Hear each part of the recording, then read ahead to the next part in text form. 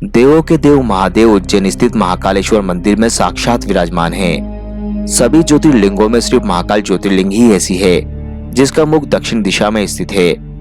प्राचीन काल से ही उज्जैन का ये अचरज भरा सत्य है कि यदि कोई राजा उज्जैन में रात गुजार लेता था तो उसे अपनी सल्तनत गंवानी पड़ती थी।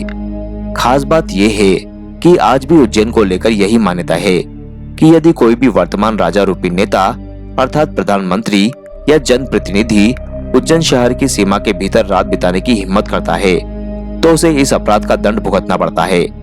आखिर ऐसा क्या रहस्य जुड़ा है उज्जैन नगरी के महाकालेश्वर मंदिर से, जहां कोई भी मानव रूपी राजा रात नहीं बिता सकता? तो आइए जानते हैं उज्जैन के महाकालेश्वर मंदिर का वो रहस्य जिससे हर कोई अनजान है। उज्जैन शहर स्थित महाकालेश्वर मंदिर रुद्रसागर झील के तट पर बना हुआ है। यहाँ भगवान शिव के 12 ज्योतिर्लिंगों में से एक प्रभु महाकालेश्वर दक्षिण मुखी ज्योतिर्लिंग के रूप में विराजित है।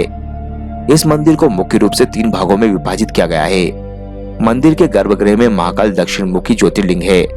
यहाँ प्रभु महाकाल के साथ माता पार्वती, गणेश और कार्तिकेय भी विराजित है।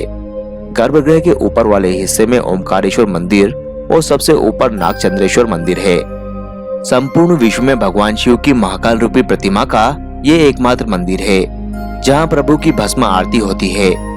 ये आरती चिता की ताजा भस्म से की जाती है। ऐसा माना जाता है कि वह व्यक्ति बहुत ही भाग्यशाली होता है जिसकी चिता की राख से प्रभु की आरती होती है। इस आरती का हिस्सा बनने के लिए दुनिया भर से पर्यटकों और भक्तों की भारी भीड़ जमा होती है।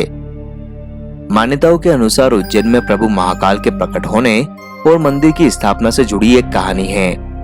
कहा जाता है कि दूषण नामक असुर ने उज्जैन के निवासियों का जीना दुश्वार कर रखा था। इस प्रकार उस असुर से निवासियों की रक्षा करने के लिए भगवान शिव महाकाल के रूप में धरती पर प्रकट हुए। महाकाल द्वारा असुर के वध के बाद भक्तों ने भगवान शिव से उज्जैन प्रांत में ही निवास करने की प्रार्थना की। इसके बाद महाकाल महाराज यहाँ पर विराजित हो गए।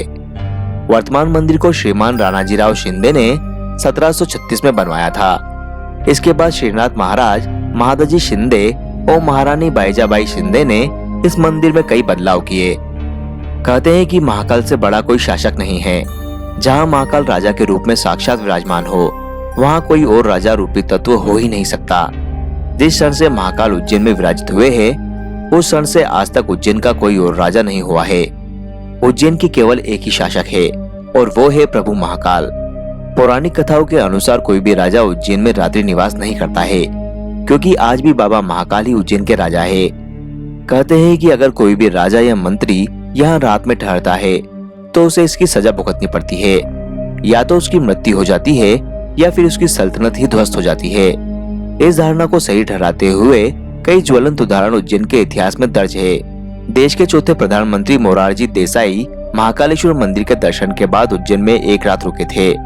अगले दिन मोरारजी देसाई की सरकार ध्वस्त हो गई। उज्जैन में एक रात रुकने के बाद कर्नाटक के सीएम वाईएस येदियुरप्पा को 20 दिनों के भीतर ही इस्तीफा देना पड़ा। महाराज विक्रमादित्य के बाद से उज्जैन के किसी भी मानव राजा ने कभी भी उज्जैन शहर में रात नहीं बिताई और जिन्होंने ऐसा किया उनमें से कई राजा अपनी आप बीती कहने के लिए जीवित नहीं रहे।